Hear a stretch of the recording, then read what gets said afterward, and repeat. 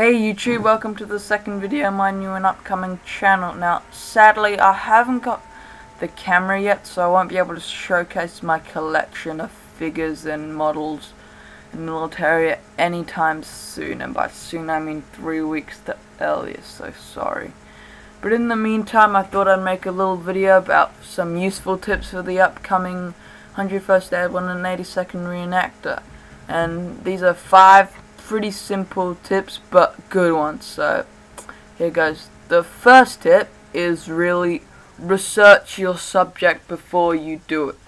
This doesn't have to be airborne. Could be infantry, Brit, Korean War, anything. You've got to research it before you do it and think about it. Now, particularly for the 101st and Airborne, books are a fantastic source, as well as the internet, but not so reliable.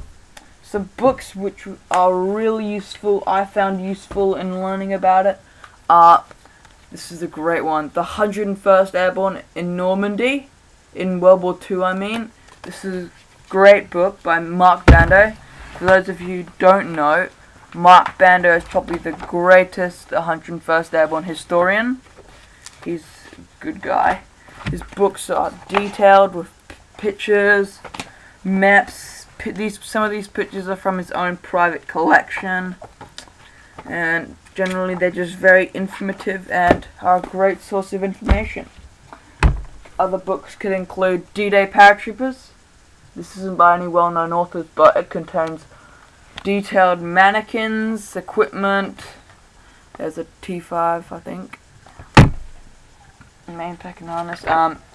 Jumpsuits, what to wear, officers. It's just a good book on learning about your equipment. Another good author is Michael Detrez. He's pretty good. Paratrooper helmets. I found this book really useful on purchasing a helmet and markings and accuracy and whatnot. And then you've got your information books, but you've also got your novels. I say novels, but there can also be information books. A couple of good ones that I've read are All the Way to Berlin by Lieutenant James Megalas. He was the highest decorated officer in the 82nd Airborne in World War II. This is a fantastic book, and I'll be doing some more on this because I've got the 12-inch action figure of James. Don Burgett series. I absolutely love these. It's about Don, who was a paratrooper in 1st Battalion 506, and it's written like a narrative story, which is fantastic, so this is a must-have. D-Day with the Screaming Eagles by another veteran, Technician 5th Grade George Koskamaki. He was General Taylor's private SCR 300 radio man, and this contains lots of info. And a recent one which I've just started reading is The Filthy 13 by Jake McNeese. Now, Jake was probably your version of a badass paratrooper. He never made the rank above Private First Class and must have been demoted 4 or 5 times. Haven't finished it yet, but that's good. So, that's your first tip, research. There's never enough room for research. I think that's what you're supposed to say.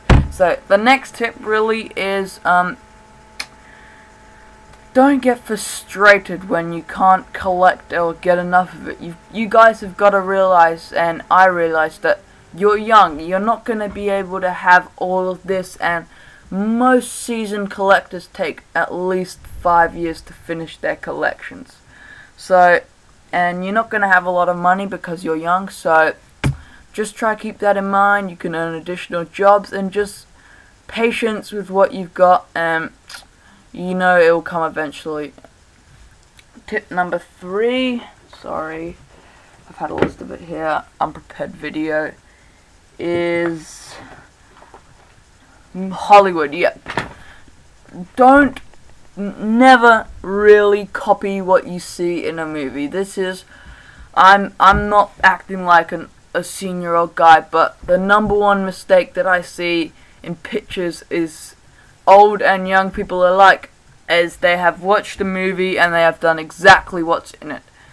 And I'm not saying it's factually wrong, and of course there were people who did this in real 1940s, but in Band of Brothers, during the Bastogne and the counter-offensive after the Battle of the Bulge, you see Easy Company troopers wearing greatcoats. Now, of course there are a couple of troopers, officers who managed to get greatcoats, but the majority of them were ordered to drop them on the side of the road and as they entered Bastogne, and they were told that they'd be able to recollect them later, but they didn't, because of course most of you know, and if you don't know, learn that Bastogne was surrounded and they weren't able to recollect their coats, so don't follow Hollywood. Now, tip number 4 is equipment. You're gonna see all this advertisement like Soldier of Fortune at the front telling you paratroopers wore this, paratroopers wore that, and don't buy it. You gotta remember that you're a combat soldier in World War II. You're gonna have your weapon, your pack, and your ammunition. Nothing else. You want to be light and heavy, and you're going to be a paratrooper surrounded, so you don't want to have anything laden down. So things like a drop-down rope, gas mask bag, what else? Just generally stuff, horse riding gloves. Most of this would have been ditched when you've landed, so don't really walk around with all of that. And tip number 5 is generally just have fun. Appreciate being able to collect when you're young and having it when you're older. So appreciate the hobby when you're with friends, and also don't really get frustrated when you can't reenact, because you will be eventually. Hope these tips helped you, and I'll be seeing you soon with my next video. Don't forget to rate, comment, subscribe, even though this is a brand new series by me. So next time.